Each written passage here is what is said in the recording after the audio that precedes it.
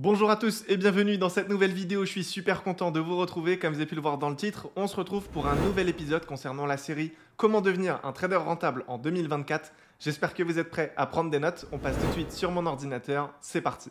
Alors en ce qui concerne la vidéo du jour, on va voir ensemble les cycles du marché. C'est vrai qu'il y en a beaucoup qui en parlent, mais très peu vous expliquent concrètement en quoi cela consiste. Donc j'ai décidé de vous faire un petit graphique pour vous expliquer ça plus en détail. Alors je pense que vous êtes au courant, mais aujourd'hui qu'on se le dise, les marchés sont manipulés par les grands intervenants, donc par les institutionnels. C'est eux qui vont diriger un petit peu les fluctuations. Donc naturellement, si on est au courant qu'il y a des manipulations, on va devoir les identifier sur les marchés. Et pour cela, on parlera donc d'accumulation, de distribution, de réaccumulation, de redistribution. Et en fait, le marché fonctionne sous forme de cycle. Donc on y retrouve une accumulation. Donc ici, on aura tout simplement une manipulation. Ça va venir récupérer de la liquidité. Ça va injecter la liquidité. Ensuite, on aura une réaccumulation.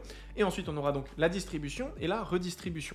Alors pourquoi on parle d'accumulation et de réaccumulation? C'est très simple. Accumulation, c'est la première manipulation, ça donne place à un mouvement haussier. Ensuite, on arrive dans une réaccumulation. Pourquoi? Parce qu'en fait, on aura d'abord une distribution, donc première manipulation. Ensuite, on a un mouvement baissier, on a une nouvelle manip qu'on dira donc accumulation. Et par la suite, on a un mouvement haussier.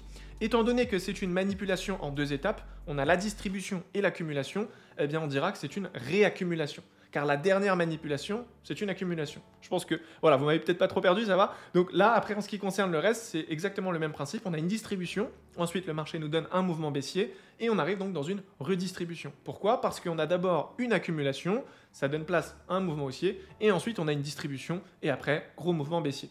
Donc étant donné qu'on termine la manip par une distri, on dira qu'on est donc dans une redistribution. Okay, donc ce que vous devez retenir, c'est qu'on a des manipulations sur les marchés. Quand on a une accumulation, par la suite, on aura un mouvement haussier. Et si on a une distribution, on aura donc un mouvement baissier à la suite. Donc voilà, je pense que j'ai pu faire le tour du sujet. Si vous avez des questions, n'hésitez pas directement à me les poser dans l'espace commentaire. Et pour toutes les personnes qui veulent peut-être accélérer leur processus d'apprentissage, n'hésitez pas à consulter le premier lien en bas de cette vidéo. Car pour cette occasion, j'ai décidé de vous mettre à disposition une formation de trading de 5 heures totalement gratuitement. Donc n'hésitez pas à consulter tout ça. Et quant à moi, je vous dis à demain 18 h pour une nouvelle vidéo.